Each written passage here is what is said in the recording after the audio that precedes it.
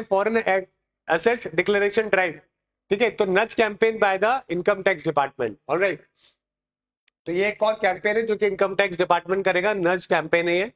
तो इसके अंदर क्या है कि फॉरेन इनकम का डिक्लेरेशन करने के लिए बोला गया था, है ना। तो 29,000 करोड़ रुपए के फॉरेन एसेट है जो कि वैल्यू डिक्लेयर करी गई।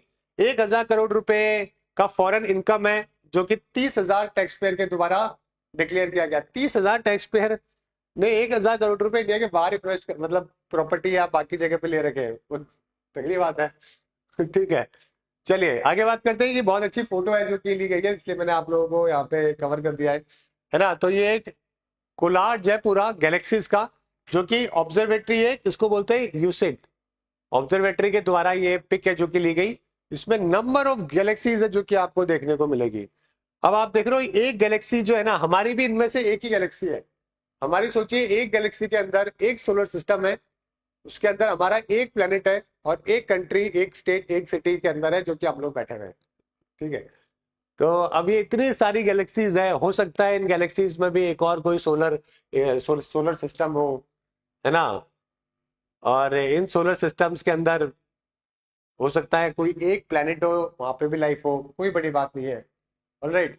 और एलियंस के तो बहुत सारे जो स्पेसशिप्स है, इनके बहुत सारे वीडियोस भी आपको यूट्यूब पे देखने को मिलेंगे, जिसमें आज तक कोई आंसर नहीं कर पाया कि ये क्या था वैसे एक्चुअली के अंदर, है ना। लेकिन क्या है कि अब कोई भी कंट्री या कोई भी ऑर्गेनाइजेशन ये एक्सेप्ट नहीं कर सकती कि ये एलियन थे। अगर ये एक्सेप्ट किसी ने कर लिया तो फिर उसको क्या करना पड़ेगा, थोड़ा प्रूफ भी देना पड़ेगा, उसके ऊपर और रिसर्च करना पड़ेगा, उसके ऊपर जनता थोड़ा सा ऊपर नीचे हो जाएगी।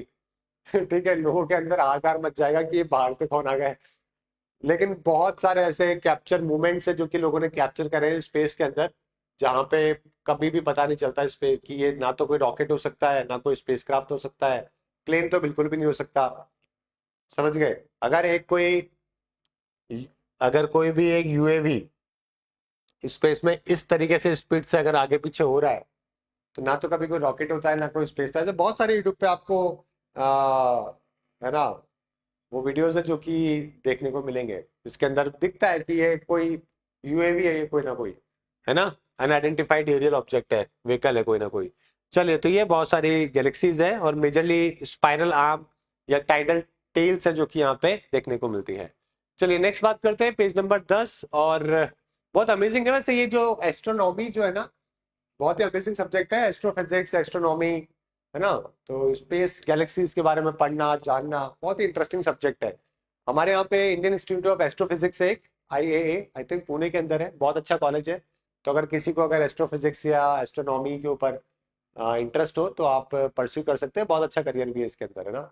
तो कहीं पर भी आपको अगर कोई बड़े टेलीस्कोप मिलते हैं ना, तो आप कभी ट्राई करेगा, आई डोंट नो आपने कभी शायद ट्राई नहीं किया होगा, तो मतलब 1,000 1,500 फोकल लेंथ का जो कैमरा, जो बड़े बड़े टेलीस्कोप होते हैं ना, उससे कभी आप देखना है कभी गैलेक्सी, मतलब ऑब्वियसली जो आपको दिखेगा मून बहुत क्लियर दिखेगा।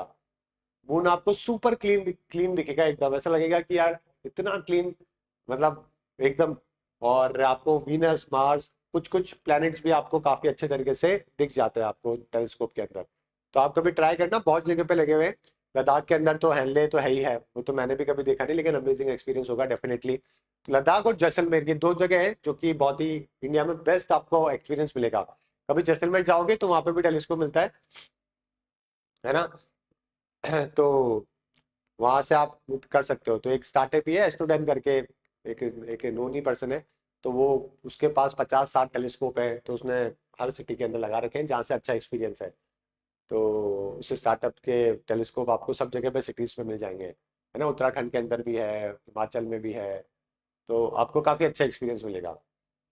चलिए, ठीक है, आगे बात करते हैं। नेक्स्ट बात करते हैं यहाँ पे जो कि डेथ रो को लेकर है। तो अभी आपने रिसेंटली देखा होगा कि कई सारी न्यूज आ रही है कि एक इंडियन को जो है बाहर किसी गल्फ कंट्री के अंदर फांसी मिल गई और हमें पता भी नहीं चला, और उसके बाद में जाने जब वो अल्लाह को प्यारा हो गया, भगवान को प्यारा हो गया, उसके बाद जाके पता लग रहा है कि अच्छा बंदा चल फंसा यार, हमें तो पता ही नहीं चला, हमारी एम्बेसी को भी पता नहीं चला और हमारे कंट्री को बाद में पता लग रहा है। तो थोड़ा सा क्या है, थोड़ी ऑकवर्ड सिचुएशन हो जाती है, क्योंकि अगर हमें पहले पता होता तो फिर हम लोग क्या करते, उसके ऊपर कोई हमारी गवर्नमेंट बात करती, कुछ नेगोशिएट करती, कुछ उसको काउंसल देती, है ना, लीगल हेल्प देती।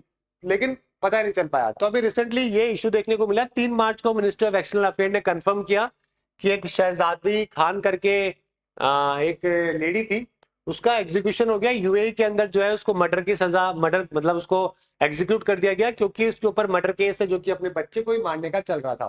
तो ऑब्वियसली प्रूव हो गया होगा कोर्ट के अंदर, उनके जो कोर्ट है, और उन्होंने फांसी वासी देके टाटा बाय बाय कर दिया। एक वीक के अंदर ही दो ऐसे और एग्जीक्यूशन जो है ना, सेपरेट केसेस यूएई के अंदर इंडियन के जो है वो देखने को मिले हैं।